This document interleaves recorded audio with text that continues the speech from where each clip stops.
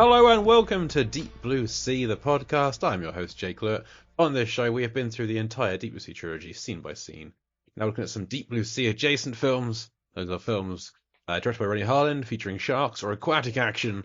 And we are once again in those latter two. More aquatic action, the sprinkling of sharks. No Rennie Harlan to be seen anywhere around.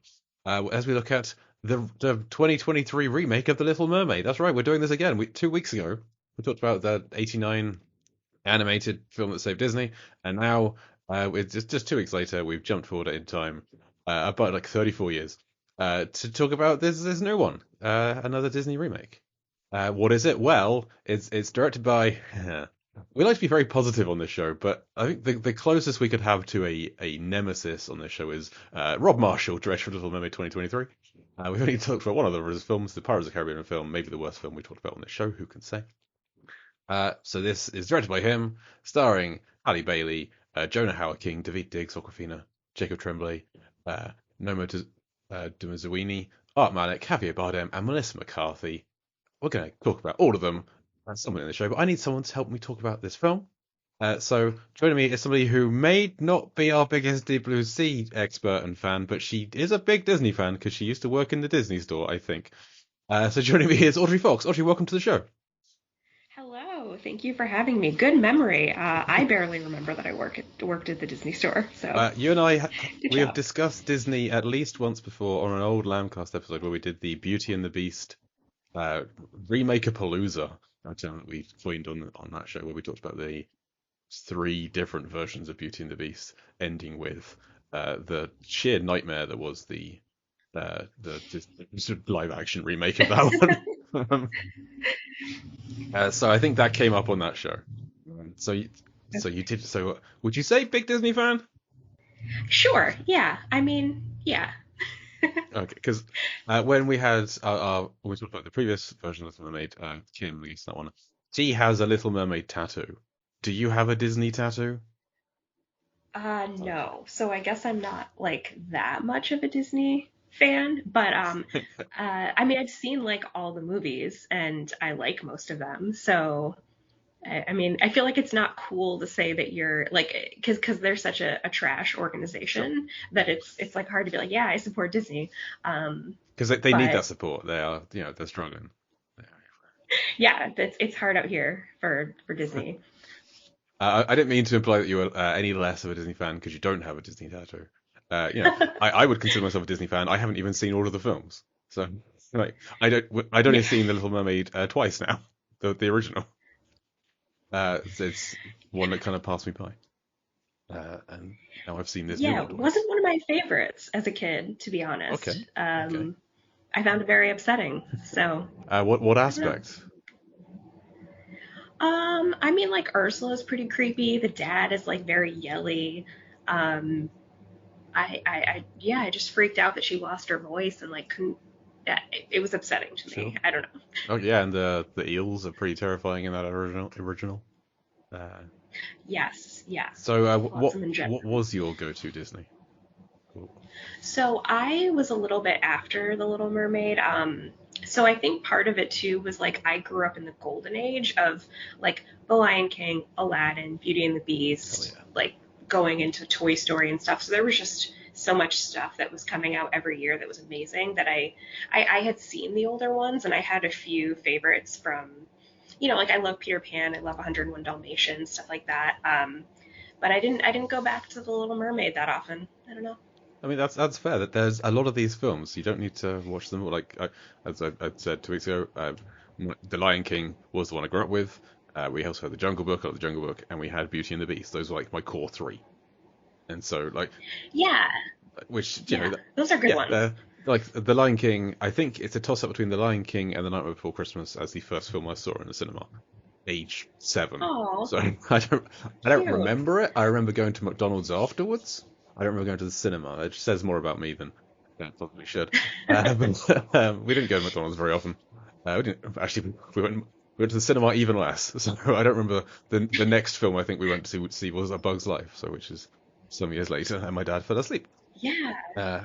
Okay. We weren't not a big cinema family. Yeah, like I've asked my parents, like, what was the first film that you took me to? And my dad was like, how am I supposed to remember that? Which I feel like if you Yeah. ask a film fan with kids, they're like, ah, I recall that day. It is etched on my heart. My family is Yeah, like, like I nah. thought about it for 6 months before you were born. What was going to be your first movie? And yeah, I'm like, I think Beauty and the Beast was my first movie, but that's yeah, that's because I remember it. yeah, So I mean, it's classic. It's maybe the best one. I don't know. It's often the best one I for me. mean, as far as first movies go, it was pretty Sure, good, definitely, pretty good first movie. absolutely. So I mentioned at the start that you're not necessarily a big fan of Deep Blue Sea because you haven't seen Deep Blue Sea. That is correct. I have not Okay. seen Deep Blue Sea. You are not our first guest to not have seen Deep Blue Sea. You are our second guest to not have seen Deep Blue Sea. um, Okay, phew. uh, is there? I think it's you and Bob Wheat. Is there any reason why you haven't seen it, or is it just that there's a lot of films out there, so it's easy to miss one? Yeah, I mean, I think it's like yeah, I mean, it's just another film. I don't know if it's necessarily the type of film that I would gravitate to as like I must watch every movie of this genre. So I think it just passed me by. That's fair. I mean, we of course love it on this show. It is a perfect film. We adore it. We spent 35 consecutive weeks talking about it, and then 10 weeks talking about the sequel, and 11 talking about the third part. Did you know there were two other Deep Blue Sea films? I did not. Sure. So The second one is incredible in terms of its quality, but also it's a lot of fun. It's just not as well made. And the third one, a genuinely great film that no one talks about or saw. It just is really good. So okay. there's some incredible deaths in all of them. I think when I was preparing for the show, I remembered approaching you to be on Deep Blue Sea initially, and actually approached your cousin Erin at the same time, and she said I got our two conversations mixed up. In my head as to who had said what, because she also hasn't seen Deep Blue Sea, but she retaliated that her go-to 90s action film is Twister. Uh, 100% the same because we used to watch it at our grandfather's house constantly. I So figured it would be, because Mark and I we've kind of bookmarked doing Twister at some point. We may not get to it. I don't know, like scene by scene, we've said, "Hey, Shotgun, we want that one," in the big spreadsheet of Movies by Minutes podcasts. So, what is it about Twister that was it just always on? Like, we love Twister as well. We're big Twister stands on this show. yeah, I mean, I think we had the VHS tape at my grandfather's house, and it had come out kind of quasi recently, so I think I saw it in the theaters, and then I don't know, it was like I was terrified of tornadoes. I was like every day when I had to sit in the back seat while my parents were driving me somewhere, I was looking up at the skyline, seeing if a funnel was coming down. So like probably wasn't the best movie for me to have been watching every Sure. Sunday, but it was. So At least you weren't like, it's absolutely go towards it. Let's go. Let's make a big tin can monster and send it up. And no, it's yeah, away. Go away. That's yeah, the lesson to being learn from a Twister. tornado hunter would definitely have been the worst outcome. Yeah, I'm not out here looking for shifting on for sharks. That's No. not happening. So yeah, we learn lessons from the films we love. Don't do it. Don't make a park full of dinosaurs. It's not gonna work. But It's maybe not it will. Maybe we should try again. maybe this Maybe time. maybe this time. What if we bring the dinosaurs here? That'll work. Like, oh no. Yeah, what if we take them to a different island? I think look, I don't think we should write the concept off altogether is all I'm saying. What if we sell them to the really rich people? They'll definitely know what to do with it. Yeah. Yeah. Right. Okay, let's talk about The Little Mermaid. I think we've gotten to know you well enough. Uh, um, so, did you see this one in the cinemas when it came out? I did. Yep. I How was watched that? it by I did not. myself. What, It was you fun. alone in a cinema? Or Well, just not alone, but like I didn't take anyone with me to see sure. it because I was a little embarrassed that I was going to see it as a 35-year-old just chilling in the movies. Um, but yeah, it was fun. I feel like there were some choices that they made where I was like, I don't know how I feel about that. But all I wanted was just, to be sitting in a movie theater, like smiling at the songs and stuff, and it accomplished that. So yeah, Fair enough. I went in with low expectations. I think I was just, you know, wasn't expecting it to be amazing. So I had fun. I'm right there with you. I didn't see it in cinema. As I've mentioned, I don't like these live action versions that the Disney have done. Beauty and the Beast turned me off. I haven't seen. That one was so bad. I skipped Dumbo. I skipped Aladdin. I skipped the light. I saw Lady and the Tramp almost by accident. It was just kind of on one day, and we just kind of sat through it and thought, yeah, that happened. Fine. I haven't seen Mulan. I've seen Cruella, but I haven't seen just haven't seen any of the other ones. And we're already seen this one because it's Deep Blue Sea adjacent. But I went Sure. in with the lowest expectations just because it's the next one I've seen after Beauty and the Beast, and it's directed by Rob Marshall, who shouldn't be allowed to make films anymore. He's made enough bad films; they shouldn't let him make new ones, and yet they still are. And now he's made one that's. I didn't hate this film. I kind of wanted to hate it. I wanted to make him so he would stop making films because, like, Stranger Tides is an abomination and costs so much money. It's still like the most expensive film ever made and one of the worst. So stop giving him money. But then he's done this and it's actually worked quite well. Yeah, he's never going anywhere now. He's going to be Yeah. here forever. Just a thorn in your side. Yeah. Yeah. I mean, I really like Chicago. Is the thing. Chicago, I think, is great. Yeah, it's But fun. 9 is awful. Into the Woods is it's got some fine bits, but the rest of it's no big stage production. It's just kind of there. And I liked Mary Poppins Returns, but only because of nostalgia. Like Mm-hmm. because Mary Poppins was one of my childhood films. And I haven't seen Memoirs of a Geisha, so I can't comment on that. But now he's made this, and now he's never going away. You're right. Damn it. I mean, let's be positive. Maybe he's now learned how to make good films, and he'll make nothing but great films from now on. Yeah, Just, maybe. just keep Johnny Depp away from him, because the two of them together makes bad things. So Yeah. separate rooms. Yeah. So have you? I'm guessing you've seen more of these Disney remakes than I have. Yes, I definitely have seen more than you have. I haven't seen all of them. I don't think I didn't see The Lion King. I didn't see Lady and the Tramp. I don't think I saw Dumbo. I feel like the problem for me, I'm willing to go see the ones that are based on humans because that makes sense to me, Or but I mermaids. don't see the point in making a live action movie that is about animals that like there's no like I was interested to see who they would cast as Ariel and who they would cast as Prince Eric and stuff, because they're people. I mean, they're people, but I don't care who they cast to play like Mufasa because he's a lion and it's just another version of a cartoon lion, but like more realistic looking, which is What if they stupid. cast the same guy to play Mufasa as what they did? It's That's still what they did. Okay. it's still James Earl Jones. Well, I mean, don't mess with perfection, but Right. like it just doesn't. I hate it. I hate that it's just a slightly different version of animation that is just stupid.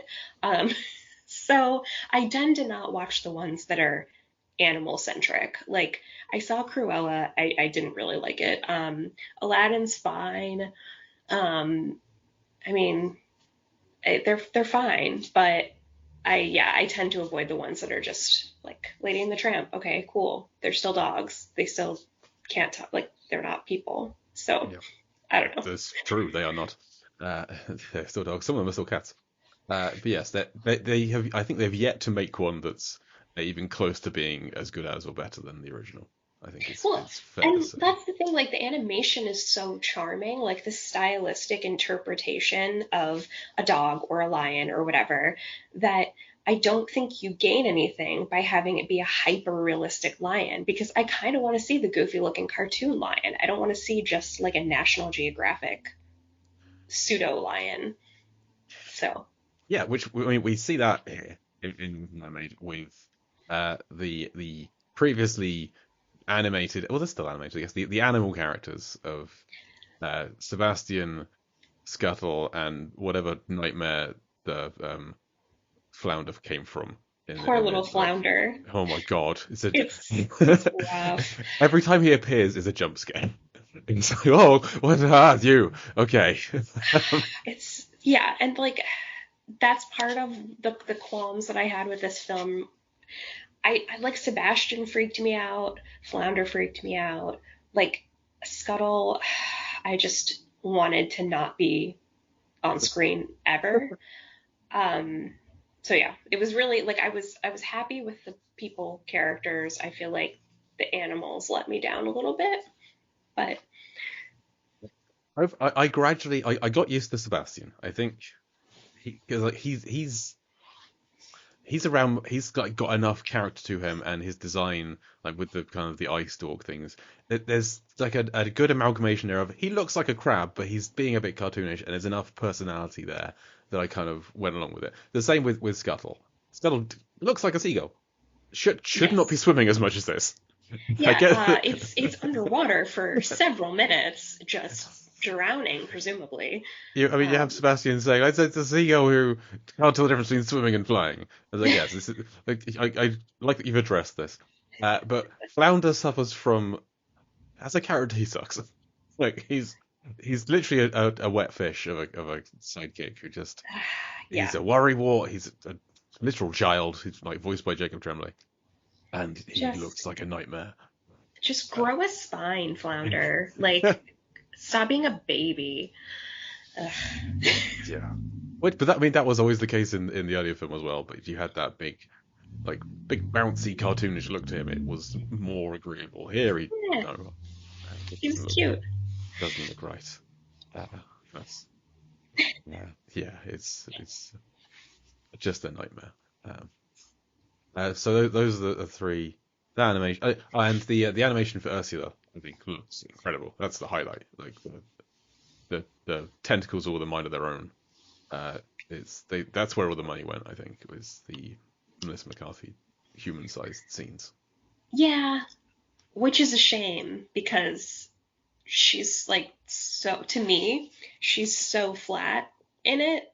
Like I just I was let down by her performance. I just felt like it was giving nothing. And I mean, it's hard to compare with the original Ursula. She's Yeah, amazing, but I wasn't impressed by this newfangled Ursula. I wasn't impressed, but I think she did better than I thought she would. Miss McCarthy, someone who, I mean, yeah, they've been with a lot of people online who she's often in things I don't like. She's often not someone I find very funny, but here she's not being like an overly comedic character. She has some comedy to it. Like she has uh, some puns that like a prawn in the plan kind of thing, and squiddling rivalry was what I wrote down. It's like okay, Uh, but I mean, I'm not sure if they were in the original in the original script, but in the original Lion King, there's a bunch of like my words are a matter of pride. So they have all of the like this isn't unusual for Disney to have some no. fun with but that's like as comedic as her role gets. I do like her when she's playing a serious character. Like she was very good in the film which she was Oscar nominated for. I can't remember the name of it right now. Can you ever forgive me? That one, yes. Yeah. She's good in that one. She's good on is it Nine Perfect Strangers? I want to say my internet is not loading her page right now, so I can't confirm. The TV show that she did, yeah, Nine Perfect Strangers. I think she was very good in that as well, where she's like some comedic stuff, but mostly like a drama role. I think that's where she is best in my opinion. Yeah, I mean, I think she's very talented, but I think with this kind of movie, and she's not the first person for this to happen to, I think is overwhelmed by all of the stuff that's happening around her, like the CGI, like she's acting against a green screen. I think it just results in like a flattened performance that I was not a fan of. But that's not an indictment on her. Like that's something that so many other actors struggle with, where it just you don't get the performance you want out of somebody because they're having to just act against nothing, and that's hard. That's a hard thing to do. Yeah, most of her scenes are talking to a crystal ball or eels that aren't there or her own tentacles that aren't there. Yeah, Yeah. so it's not something everyone can do, but I think she does fine. Someone who doesn't do fine with this, I think, is Javier Bardem. I think you say McCarthy's flat. I think he doesn't. He's not phoning it in, but he seems really bored. Yes, I agree. I don't think King Triton is the best written character on like under the best of circumstances. I think he is kind of just like a dad, and I don't think Javier Bardem has a ton to play with here, but I also don't think he's even like trying. So He's so kind of sad as a character. He's so dour all the time. I feel like I don't want to keep comparing it to the original, but it's right there, so it's hard not to. Like I feel like the original Triton had a bit more fun. There's like that one moment where in this one where he's like, my Ariel might be in love. I'm gonna. Oh, hey, she might be in love. But that's the only moment of levity in his entire character. I feel like everything else is just like dour and grim and ugh. Uh, and like it's Javier Bardem is a great actor. He has like he always looks great, even when they try and make him look terrible. See Pirates and Skyfall and No Country for Old Men, and he has that great deep sexy voice. But I just was so bored every time he was on screen. yeah, yeah, I agree, and I think also he's in a little bit of a thankless position because to me those parts of the story are the ones that are kind of like a struggle to get through where or that they're just not as fun because we're on Ariel's side. We want her to get to accomplish her dreams, and then this dad is here telling her she can't. And so I think he's in a tough position just by the very nature of his character because the underwater scenes, I'm like, I don't care about this. Like this is, I just want her to get to go have fun and meet the prince and do what she wants to do, and he's in the way. So Yeah, I guess he's got to be this kind of minor antagonist to yeah.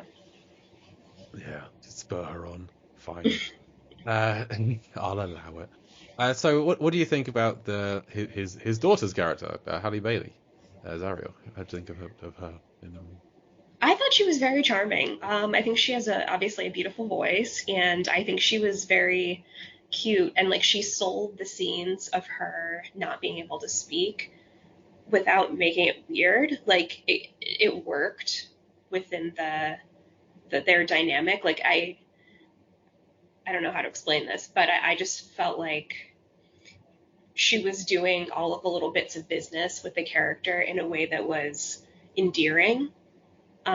So I can understand why these other characters would like her and want to be around her, even though she's not like really telling them anything about herself. And um, I thought she was very nice, and no complaints about her. I feel terrible for her, everything she had to go through leading up to this movie coming out. But yeah, I thought she was a lot of fun. Yeah, I agree. The internet is full of terrible people.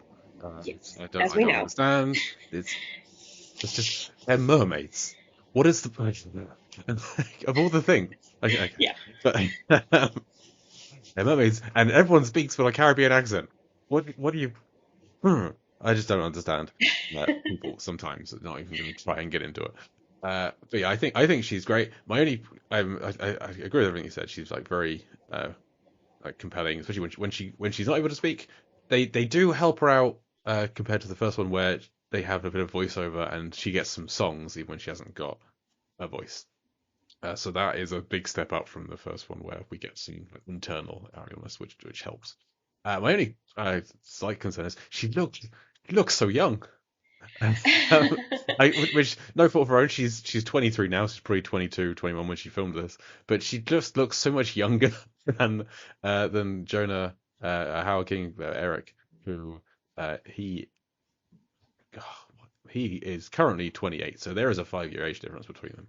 But he looks 28 in this, and she looks 15, and it just didn't sit well with me sometimes. I guess she's supposed to be younger. I feel like Eric should have been younger, just to kind of Yeah. level out a little bit. And I mean, they might have written him as 22, 23, maybe. Um, but yeah, she does look she's got a little baby face. She definitely looks really young. I think Ariel's supposed to be like 16, maybe. Yes, I think so. I think that's what it in the first one. I don't think they mentioned the age in this one, just to kind of Yeah, scare they around probably it, I didn't want to guess. bring that up. To say she's the youngest. Don't read into that as much as they do. But yeah, she's excellent. I'd not come across her at all before, but I hope she goes on to do other things. This is kind of there seems to be like a bit of a curse on these live action remakes where if you star in them, you don't do anything ever again, or you just kind of you don't. It's not a big spring. It feels like it should be a springboard because these films make so much money, so many people see them, but then the stars in them don't often move on to something else.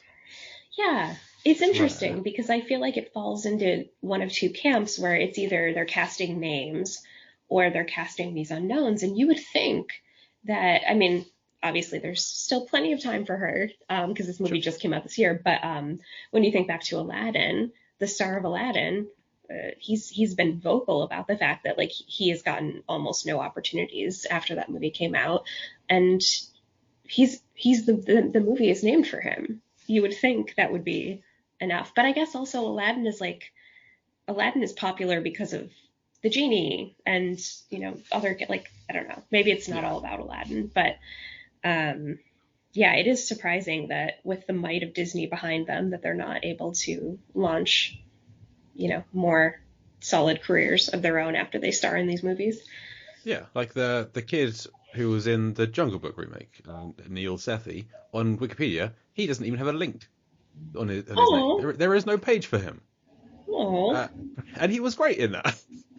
I guess they also struggle because what the movie is not about the actors. Like this is all about a Disney property that's being brought Yes. back, and the star of the show is Disney. The star of the show is this story that they already have that everybody already loves, and I guess yeah, the actors in it are in kind of thankless positions because they're just kind of puppets bringing to life a story for the second time. Yeah, like you had the Alice in Wonderland, which is a kind of an odd one in these remakes because it's its own story. It's been made a bunch of times, but it technically is a Disney remake. And Mia Wasikowska, it's like because they made these prior to we're making a Disney remake every year. She kind of has made a little career for herself. So I didn't mean to demean it with little. She's made a good career for herself. I think she's great in lots of things. Stoker, excellent. Uh, but like yeah, the leads for Aladdin, nothing or little. The leads from Mulan. Um, like even Beauty and the Beast. We keep going back to it. Emma Watson's not done a great deal since Beauty and the Beast. I feel like that's definitely a choice. She could do things if she wanted to. She was in Little Women, but she was in the most thankless of the roles as women, I think. Yes, I agree. I think she is like taking a step away from acting, like a conscious step away from acting. And she was a huge star going into that, but it is very endemic in these Disney live action movies. It's weird. Yeah, it's a poison chalice. It's a very Disney thing for it to be, I guess. Yeah.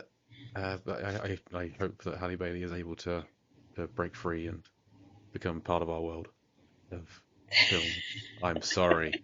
I just apologize. This Boo. movie. I don't know how I made it half an hour without name checking a song. Uh, we'll get there. John Howard King, Eric, what do you think of him? Oh, I love him. He's awesome. I'm a big fan way back to when he did Little Women, a different version of Little Women, and he was Laurie, and he was a delightful little Laurie. I think he's really good as Eric. I think Eric is a very, very underdeveloped character in the original Little Mermaid, and I think he Yes. gets more to do here, which is fun. His song is like whatever, but I feel like he has good chemistry with Ariel, and they're sweet together. They like I think this version fleshes out their relationship a little bit more. So I appreciated that. Completely agree. I feel like fleshing out his character is the biggest step up that this remake does. Uh, like because like Eric in the animated one is such a like kind of blank slate of a him. I fancy him. Yeah, he's just a himbo, What? and that's fine. Like he's allowed to be that, but it is nice that he, has more of a personality, and it's really sweet that even when he is enchanted to be in love with Ursula, he's like kind of not. He's still got eyes for Ariel, which is really sweet. So I like And that. give a shout out to Art Malik as his like footman groomsby. Well, sorry, Yes. he's a prime minister, but he's not. He's a footman. He's Yeah. He's I invalid. love Art Malik. He's the bad guy in True Lies. He was on a British soap of not really a soap. It's like a medical drama for like a decade. He was on it for years and years and years. Uh, Holy City was on for 94 episodes. He Oh was only on for wow. 3 years. I feel like he was on for ages. God damn. Yeah, he was on it for 3 years, and the lady who plays the kind of the maid character, the Mm. older, she's also on one of those shows as well. So I think they knew each other from that. Martina Laird is her name. Yes. So that's the main humans. Noma Dumezweni is great as the queen as well. I think she's very good. Has great presence as Yes, well. I agree. But let's talk about the voice actors. We have David Diggs for Jacob Tremblay and Awkwafina. So we've talked about Jacob Tremblay already a little bit. He's fine. He's playing a child. He's doing his Jacob Tremblay thing. I never hate seeing him in films. He's one of the most prolific young actors working today. He does fine. Yeah, I think. Yeah, I mean, there's nothing he could do to elevate the role of Flounder. It's not Shakespeare. It's just a little fish. So I think he does fine. I love him in Luca. I think he's amazing. I love that movie. I think Forgot that's that was him. yeah, I feel like that's one of the great lost Disney movies now because it just got plopped onto Disney Plus and I loved it. I adored it when it came out. So I always have to try to plug that to get more people to watch it. We will cover it on here one day. It's very water centric. It is. So Yeah. we'll try not to do all the animated films in a row, but that's on the list. Yeah, I forgot that was him. But the two more prominent roles are David Diggs, Sebastian, and Awkwafina Scuttle. I personally think they are both perfectly cast.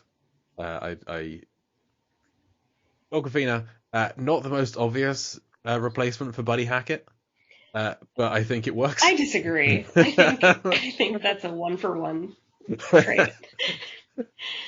I think she is like the 2023 version. What a Buddy Hackett type. Awkwafina, great. So Yeah. she has a very distinctive voice, a very good, she's great. She's very funny delivery. Did you see Quiz Lady earlier this year? I haven't seen it yet. No. It's great. It's like for like an easy watch. No one's gonna die in this film. Everyone's just gonna have a good time. Quiz Yeah. Lady, I recommend it, and she is excellent in it. And I have to point out specifically her posture in Quiz Lady is so terrible, but it's so perfect for her character. It's spot on. Well, But I haven't seen that, but I did see Runfield, in which she plays a police officer. yes, So I don't know why. But I saw it too. it's I didn't fine. hate it.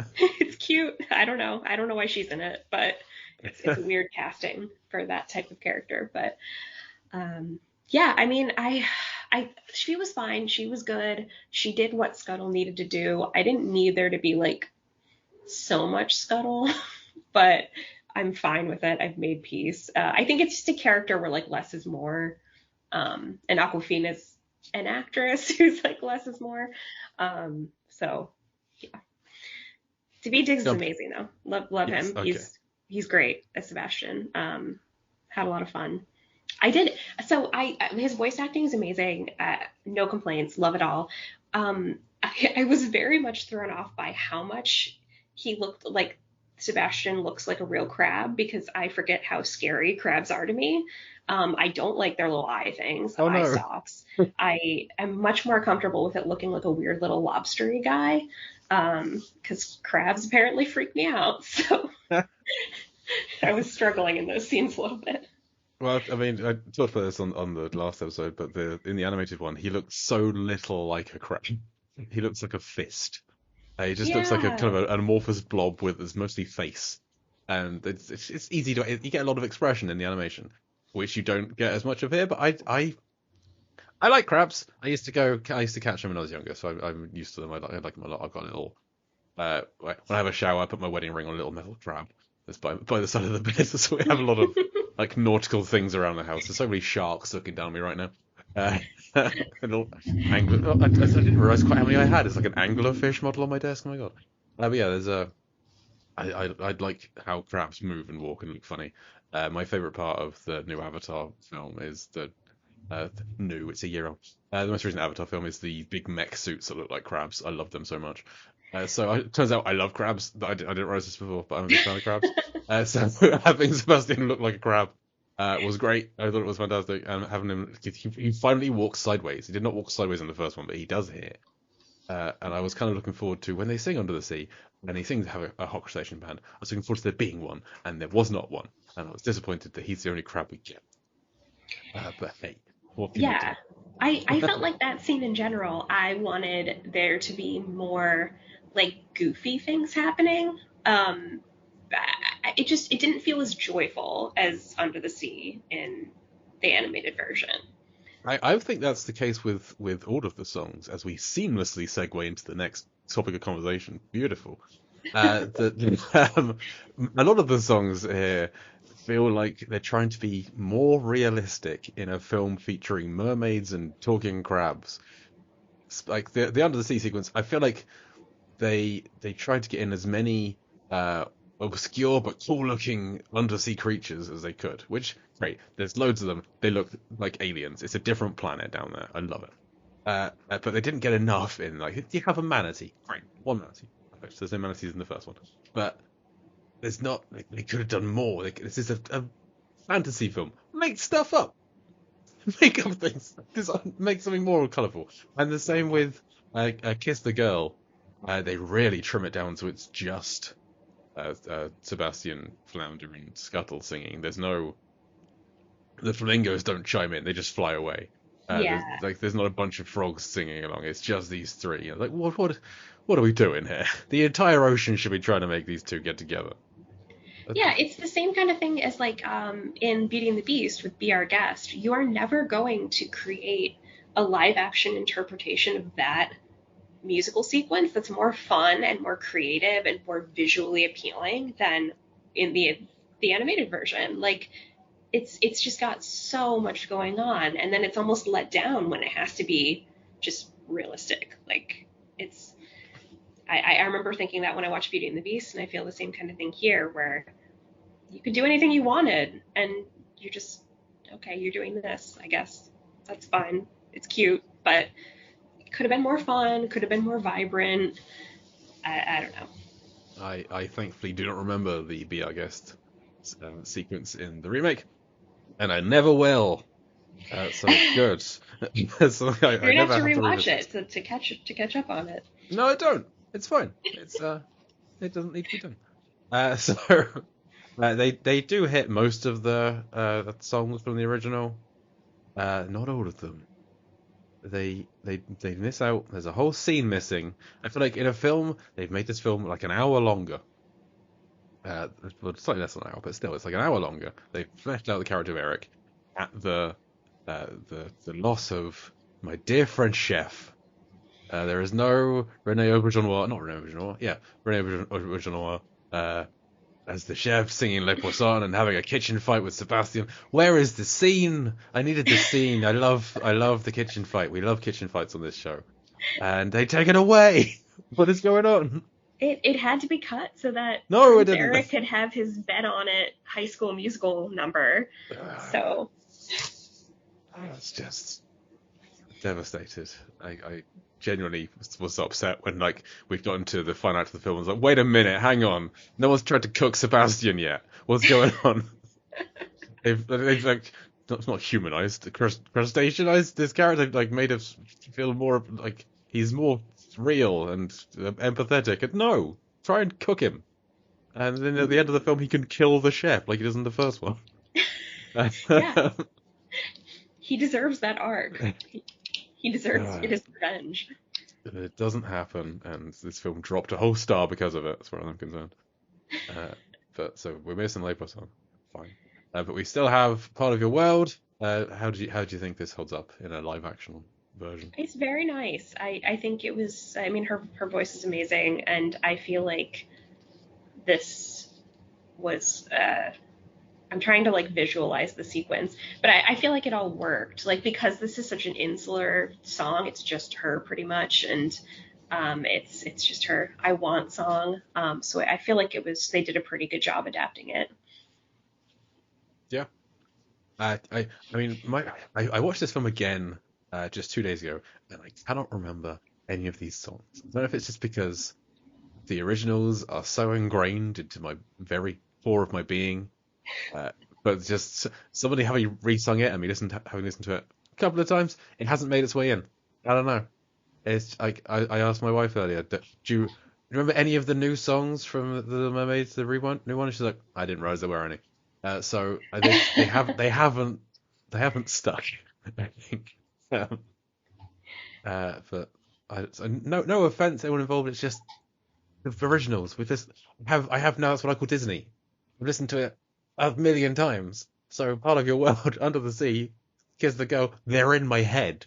You can't dislodge them by singing it again. It's just not going to happen. Yeah, Um, and I mean, there's a reason why we loved these movies so much, and like, you can't expect those to just be cut out of our brains and replaced with a new version just because Disney decided they wanted to make a new version. Like those originals are still going to be inside of us forever. So, yeah. All I remember about the remake of the Belle song is that they changed the notes in some bits and the emphasis on some of the words. And yeah. I don't know why they did that, but they And then it did. was And very auto-tuned. I remember it being yes, very oh God, auto-tuned. But yeah. It was just more and more of that film was coming back to me, and that needs to stop happening. And so, what did you think of Ms. McCarthy's Poor Unfortunate Souls version? Did that hold a candle to the original at all? no, not at Of course not. all. Of course not. It, it's fine. It's like a karaoke version. I've Yeah, seen better yeah. karaoke versions, to be fair. Okay, well let's not dwell on those. What about the new songs then? Because we have Eric's song of "What on Children's Waters," which comes up to a few times. We have Ariel has for the first time post voice loss, and then I've heard this song as being described as the reason Lin-Manuel Miranda's going to hell. We have the Scuttlebutt, which I think is the most divisive song on the soundtrack. What do you think of Yeah, the Scuttlebutt? not a fan. I Oh, don't want to be okay. negative, but like it was very grating to me. It's a long movie, and like say what you will about any Disney movie, but like those animated movies, they're clocking in at like 75 minutes, 85 minutes, 95 minutes. Like they're short. This is like over 2 hours. And I didn't need there to be a scuttle wrap. I didn't need that to happen in my life for my life to be whole. So it didn't make me hate the movie, but it did make me hate Scuttle for a couple minutes. Well, you be as negative as you like because I loved it. I thought it, You're of allowed. the yeah of the three new songs, it's my favorite. Uh, I didn't need it, but when it started happening, I was like, this better stop soon. But it kept on going, and I kind of went with it a little bit because Awkwafina, she has such a unique voice that I think perfectly fits a seagull. This is not an insult. It's just her voice perfectly fits a seagull. And Um, like when David Diggs starts coming in for a little Sebastian rap towards the end of the song, I was like, yeah, okay, bring me some Hamilton in this. I'm all for it. I just I liked it. I have gone back and listened to that again. Just that song. I Uh, almost wonder, I'm thinking about how people are going to react to these movies in like 20 years. And just with like the Lin-Manuel Miranda-ness of Disney for the past few years, he just has a very specific style of writing.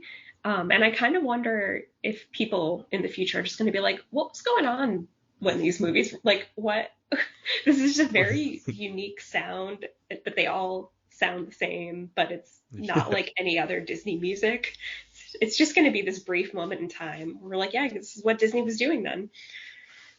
What power did this one guy have over Disney that he did Yeah, all of the songs? yeah. Like Who was where did he who come did he have from? blackmail on?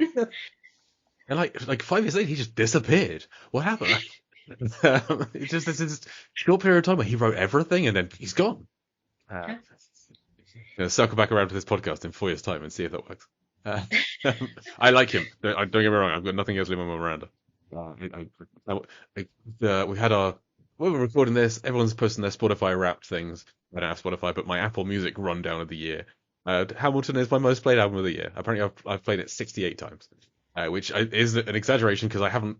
That's not true. Like my most played song is not from Hamilton. I've played 17 times, so I don't know what's going on with that tally. But Interesting. I think if you go in and play a song from the album, it counts as, hey, you've played the album.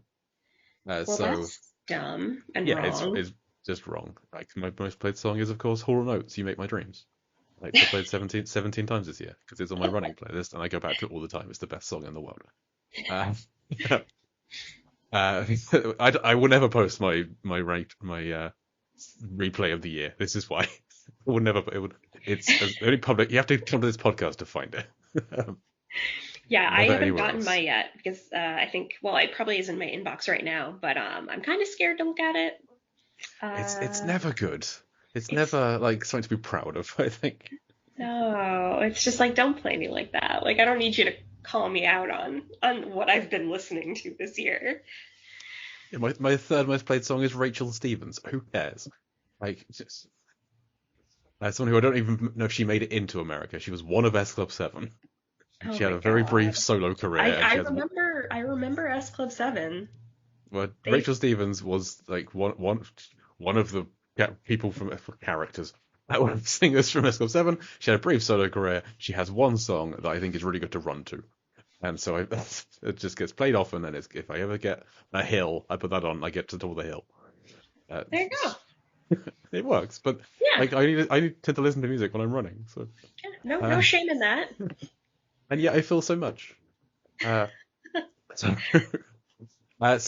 Scullabat, Lover, Refuge of Souls, and for the first time, both fine. I don't think any of them are going to be getting any awards nomination, which is always Disney's play. So Yeah. yeah. Well, I think they're going to probably push for Wish this year to get some of those song noms because Good luck the to song. them. Uh, I mean, I have seen Wish. I wrote a review of it. It's not good, but there are a couple songs that are like legitimate bangers. So I am, the songs are there's some good songs in there. Okay, Nothing else is really good, but I'm gonna wait until it's on Disney Plus, and I'll watch it then, because I only have so much time. I don't need to watch this film twice.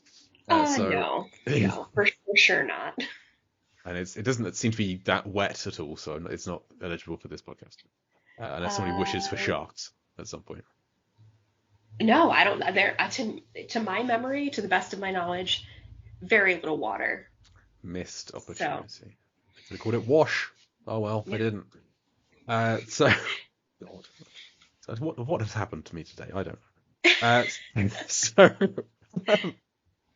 So I think we've covered all the topics I wanted to get to. Were there any added scenes that you particularly liked, or any scenes that were missing? We talked about the kitchen fight.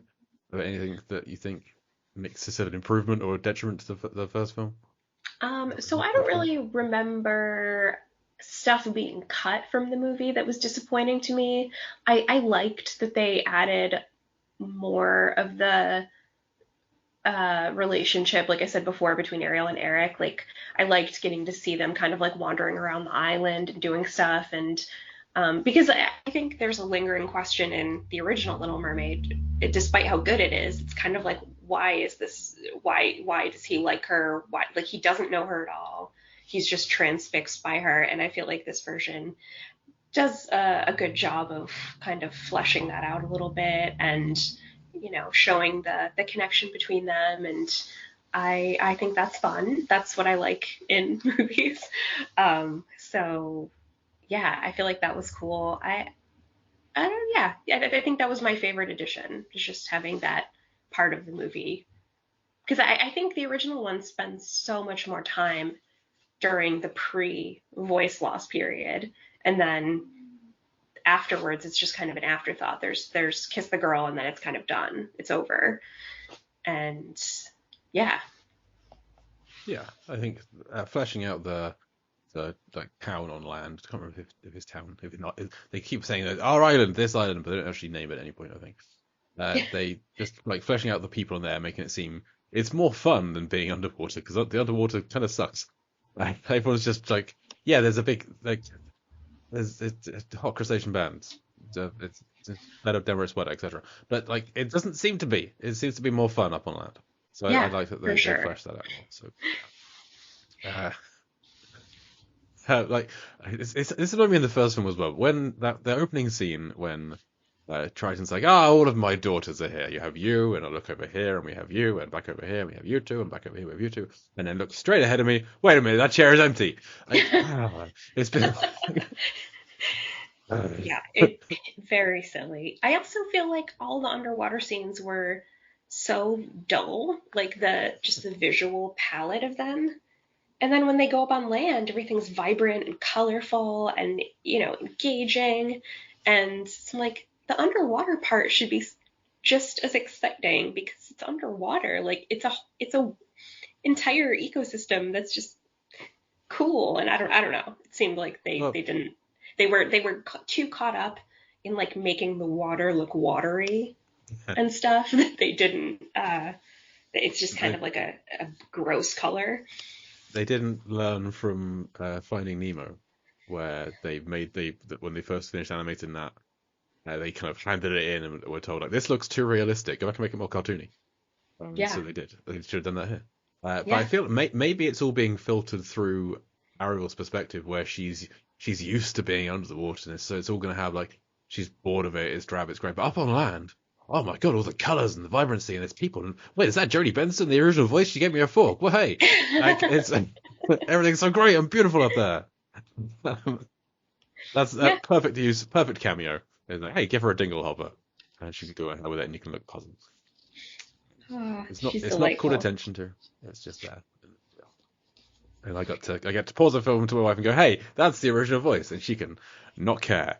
Because why would Do you so do that when interest? you watch Enchanted too?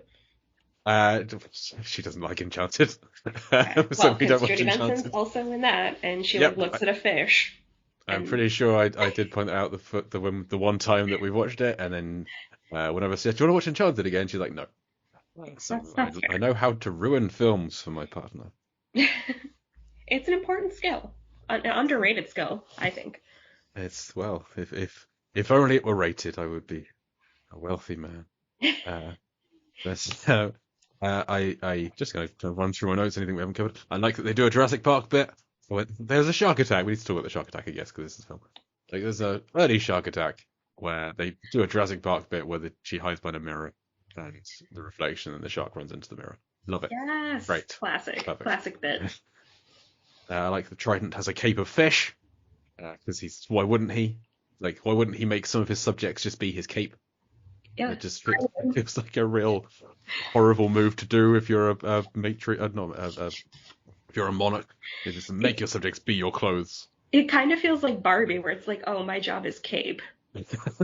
I am our, cape. our this entire school's job is cape. There's so many of us. Our job is cape. Sebastian saying he's an educated crustacean. He's got options. I just like that. Like he's so put upon. It's great. I feel so bad for him. He's got a rough life. He's got chasing this teenager around, doing just whatever she wants. It's hard. Because in the first film he's the conductor. Is he the major domo or something? Yeah, major domo. Uh, Yeah, yeah. yeah.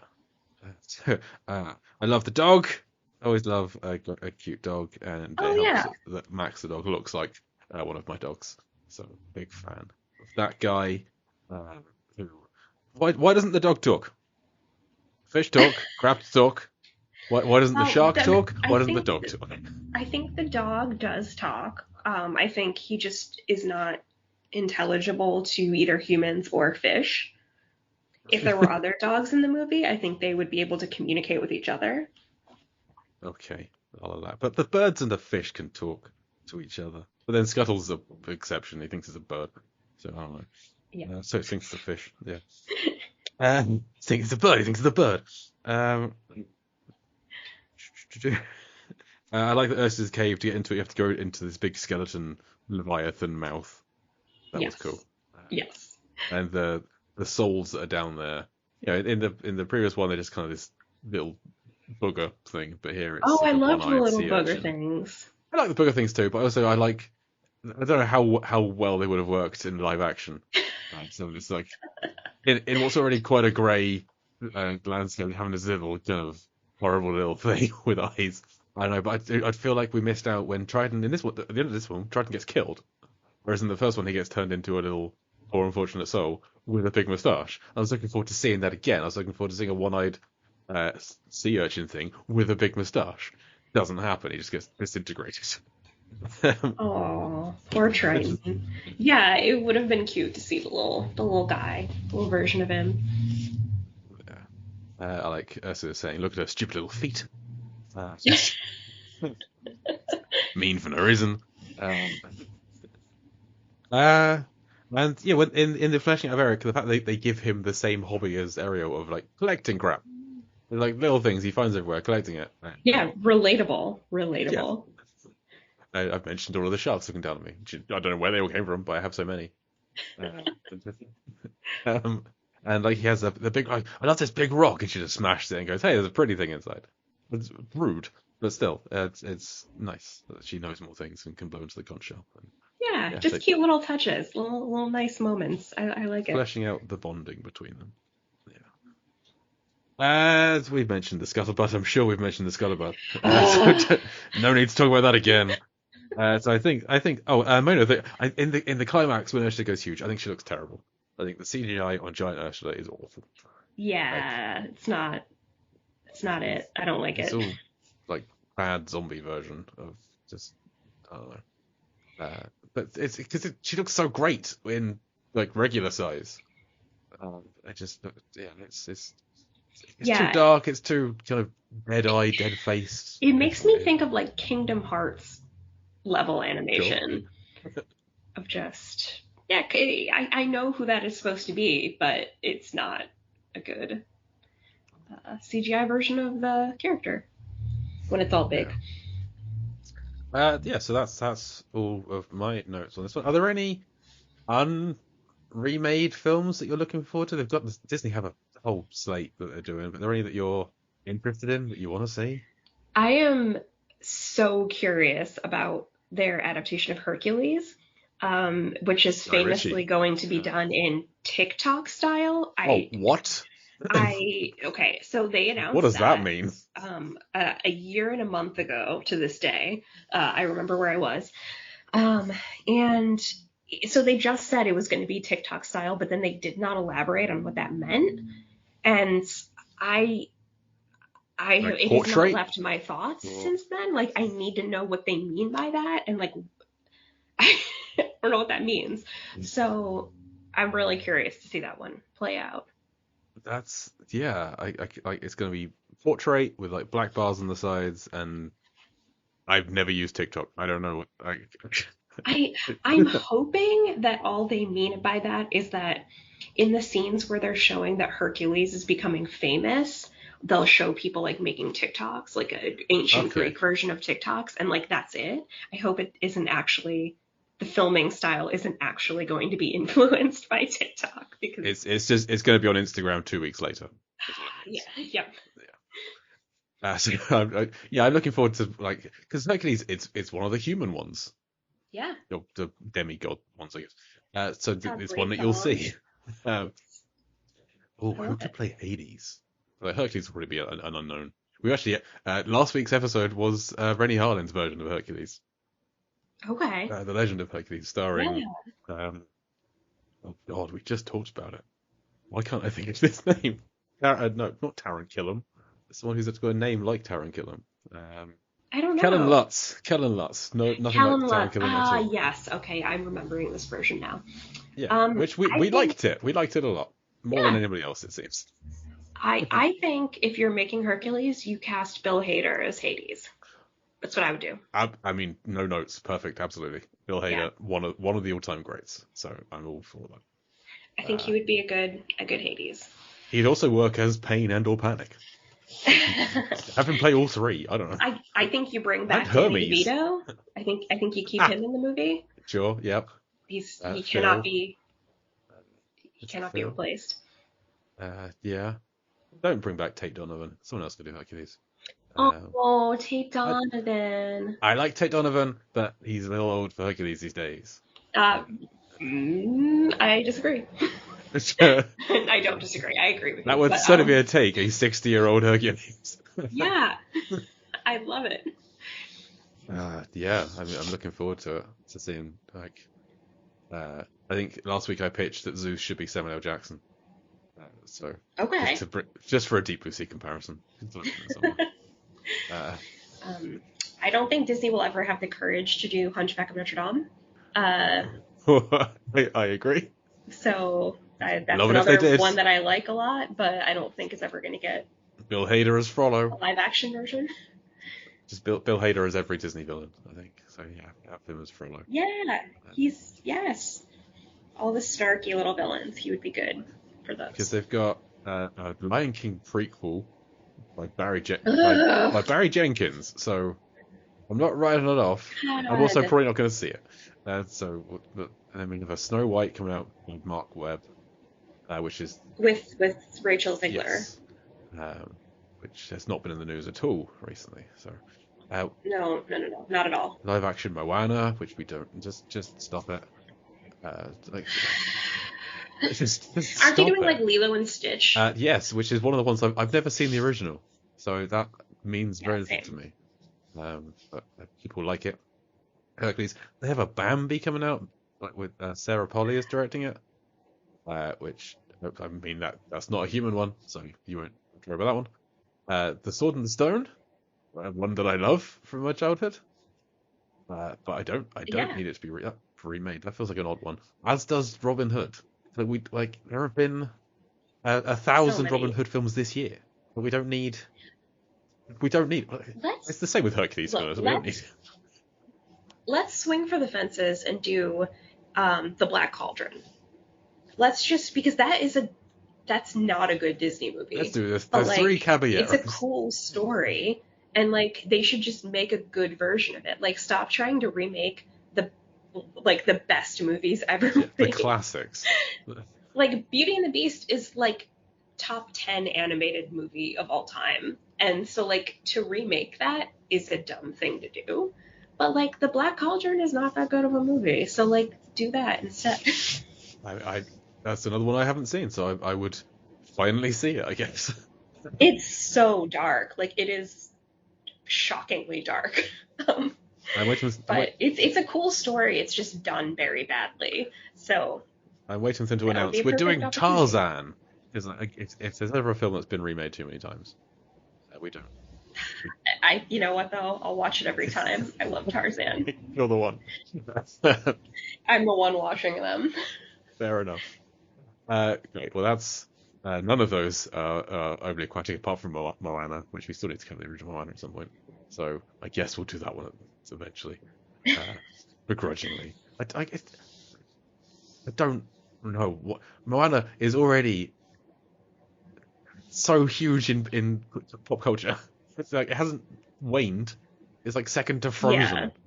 Like It's, anyway, yeah. fine. Did you have any more thoughts on Little Mermaid before we wrap things up? I mean, I think we hit all the highlights of the Merm and just, yeah, that's everything. Okay, fantastic. Well, before we finish the show, I have a couple of things to get to that will mean very little to you because you haven't seen Deep Blue Sea. But I have a list of how this film is similar to Deep Blue Sea, which I do for every film we cover. So some of these are tenuous, some of them are not. So the film opens with someone trying to spear something in water from a boat. Someone says, "Watch out for sharks." There's a shark attack in a room full of cutlery. As in, Deep Blue Sea, there's a shark attack in the kitchen. There is a bird who's underwater more than a bird should be, and he eats human food. They talk about wreck diving. There is a tense father-daughter relationship with a dead mother. A character just wants to be on land, out at sea. There's fireworks, a party, and dancing on a birthday party. There's a storm coming in fast, which happens in every film we cover. Every film has a storm. Every film in the world has a storm coming in. It's just films have storms coming in. It turns out, a ship catches on fire and is destroyed. I can't read my handwriting. I wrote this. I saw this film 2 months ago when I read this, so this is. I don't know anything I've written. Save somebody from drowning by dragging them across the open ocean surface. Eric tries to better his kingdom with medicine, which is the whole point of Deep Blue Sea, is they're trying to cure Alzheimer's. There is underwater magic, or science, if you will. Swimming straight up to get out of underwater. They consult a map at one point. Sea creatures knock people off a boat and into water. A character is electrocuted, and a cast member sings over the credits. That's how this film is like, which is one of the longer lists, to be honest. What I'm hearing is that The Little Mermaid is basically Deep Blue Sea. It essentially is, yes. And the other feature is how deep and how blue is this film? So, when we watched Deep Blue Sea, I went through and had and estimated the depth that the characters were at any different point in the film, and what percentage of the screen was blue at any given time.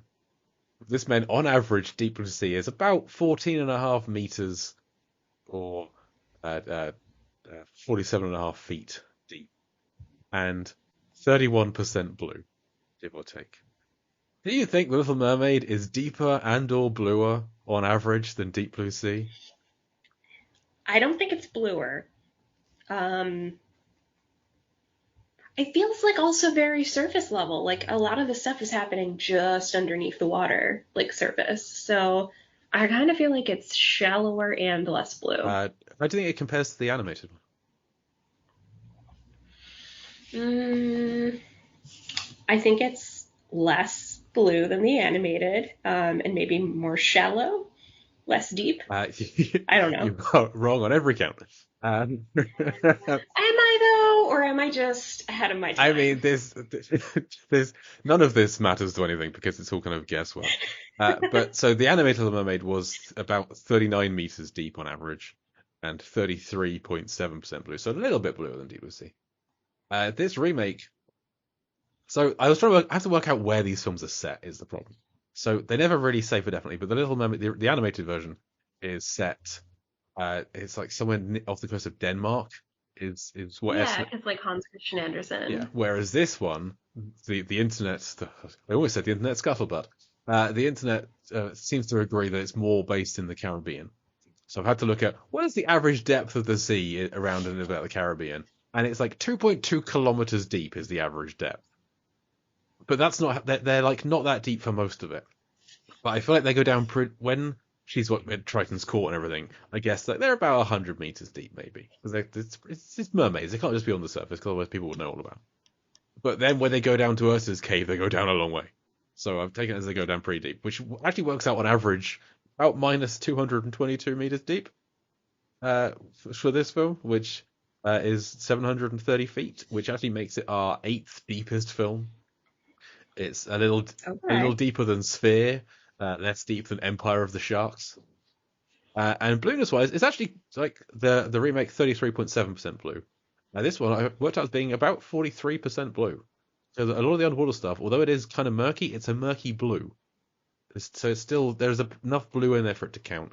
And then when they're on land and she's in the castle, there's a lot of blue stuff going on. She's wearing a blue dress a lot of the time. There's a lot of skies, still a lot of water.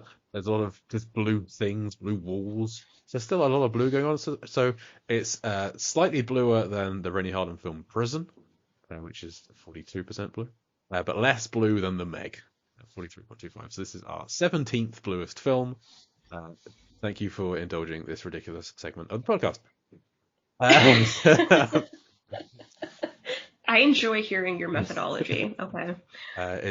It takes a while to work it out. I have to watch the film a whole nother time just to work out how deep and how blue it is at any other given point. And I love doing it, but it's also a prison of my own making. So it's too late now to stop doing it. We've got 84 of these. We need to be covering more black and white films because they're so easy to do. Lifeboat, the easiest film to do in the world. Always on the surface, never any color. Beautiful, love it so much. Boom, done. So, Audrey, thank you. I'm thrilled that we finally got you on the show to talk about a film that you've seen, and which I don't mean to imply that you've seen so many films, but this one felt perfect to talk about with you. and we'll hopefully. Yeah. Do you have a favorite shark film? Or like similar, Ooh, like a favorite shark film. Um, you can say the obvious I one if you want. mean, it's like I don't think I've seen that many shark films, so I kind of think it has to be Jaws. Um, It- but yeah, Is Shark Tale in the ranking anywhere? honestly, that was the first movie that popped into my head. But We've never covered it. Yes, we will one day. well, you gotta cover Yeah. it. Okay. Well, we'll find some other film to have you back on at some point in the future, or who knows? Maybe you'll watch Deep Blue Sea sometime and you'll come back and give us your thoughts on it. I'd love to hear them. But before we let you Absolutely. go, you write for 1,000 different places. Would you like to plug some of them? Yeah, sure. I'm writing over at looper.com and /film.com, so you can find me over there. And yeah, I don't even know what's going on right now. I'll have stuff coming out next month for Sundance and I don't really think I have any end of year stuff. So you'll see. I'm around. You'll find me.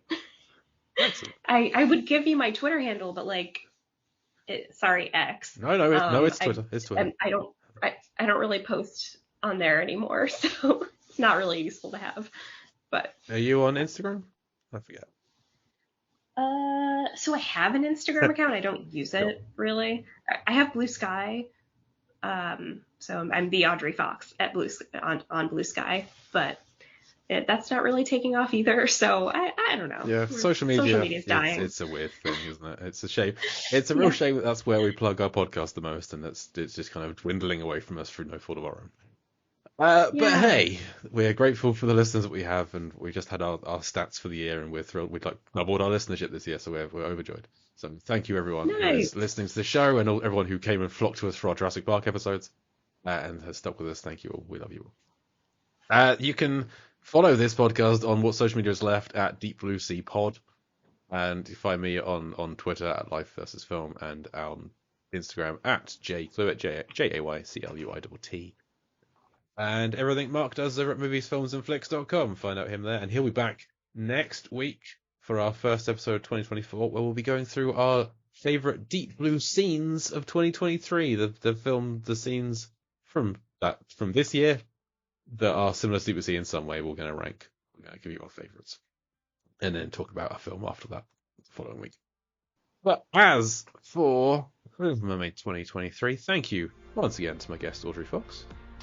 Thank you for having me. Love talking about the Merm. I have been Jake Lure, and we'll Deep Blue see you next week.